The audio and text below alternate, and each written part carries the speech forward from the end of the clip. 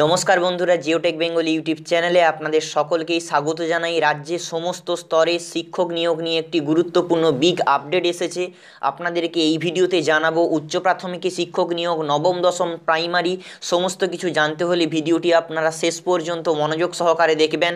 তো আসুন বন্ধুরা, শুরু করি আজকের ভিডিও শুরু করার আগে ছোট্ট একটি অনুরোধ, আপনারা আমাদের চ্যানেলে নতুন হয়ে থাকলে চ্যানেলটি সাবস্ক্রাইব করে নেবেন। এই ধরনের একটি লাল কালারের সাবস্ক্রাইব বাটন আসবে, সেখানে প্রেস করলে চ্যানেলটি সাবস্ক্রাইব হয়ে যাবে। পাশে ছোট্ট একটি বেল আইকন আসবে, সেখানে প্রেস করলে এই ধরনের লেটেস্ট আপডেটগুলো আপনারা সবার প্রথমে পেয়ে যাবেন।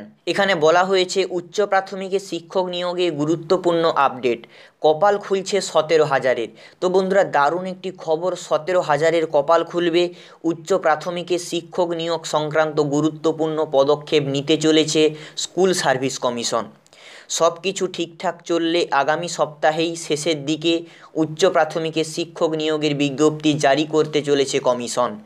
আগামী অর্থবর্ষের আগেই নিয়োগ প্রক্রিয়া নিষ্পত্তি হতে পারে বলে কমিশন সূত্রে খবর। কমিশনের নয়া সিদ্ধান্ত কার্যকর হলে এক লপ্তে কপাল খুলতে পারে 17,000 চাকরি প্রার্থীর। ঠিক কী পদক্ষেপ নিতে চলেছে কমিশন? জানা গিয়েছে নবম দশম কাউন্সেলিং প্রক্রিয়ার মাঝেই উচ্চ প্রাথমিকে ভেরিফিকেশন শুরু হতে পারে।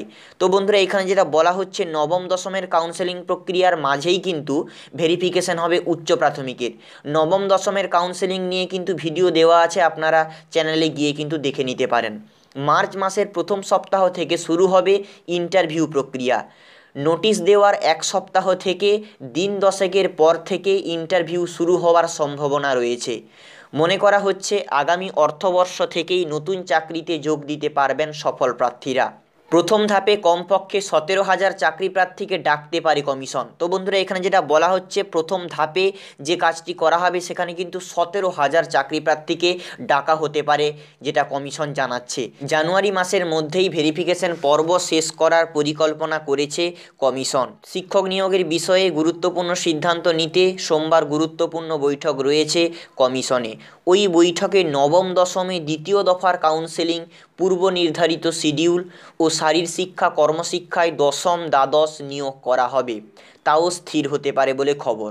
বন্ধুরা, এখানে কিন্তু সমস্ত বলে দেওয়া আছে, নবম দশম, তারপরে দশম দ্বাদশ, শারীরশিক্ষা, সমস্ত কিছু এখানে কিন্তু বলে দেওয়া আছে। অন্যদিকে নবম দশমে শিক্ষক নিয়ে তোড়জোড় শুরু করেছে শিক্ষা দপ্তর। বিজ্ঞপ্তি জারি করে আগামী সপ্তাহ থেকে নিয়োগপত্র দেওয়া হবে বলেও কমিশন তরফে জানানো হয়েছে।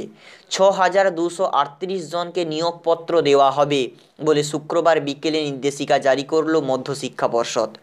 অন্তত 6,238 জনকে নিয়োগপত্র দেবে মধ্যশিক্ষা পর্ষদ। তো বন্ধুরা, এখানে কিন্তু বলে দেওয়া আছে 6,238 জনকে কিন্তু নিয়োগপত্র দেওয়া হবে মধ্যশিক্ষা পর্ষদের তরফ থেকে। তবে 299টি পদে নিয়োগের ক্ষেত্রে সমস্যা তৈরি হয়েছে, কারণ স্কুল সার্ভিস কমিশন ওই পদের জন্য যে স্কুলের নাম দিয়েছিল সেখানে কোনো শূন্যপদ নেই। এই 299টি নিয়োগের জন্য স্কুলে শূন্যপদ খোঁজার কাজ চলছে।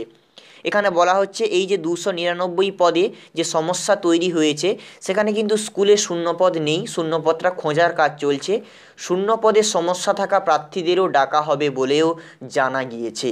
তো বন্ধুরা, এই গুরুত্বপূর্ণ আপডেটটি আমি আপনাদেরকে জানিয়ে দিলাম। এখানে কিন্তু একই সঙ্গে অনেকগুলো খবর আপনারা পেয়ে গেলেন।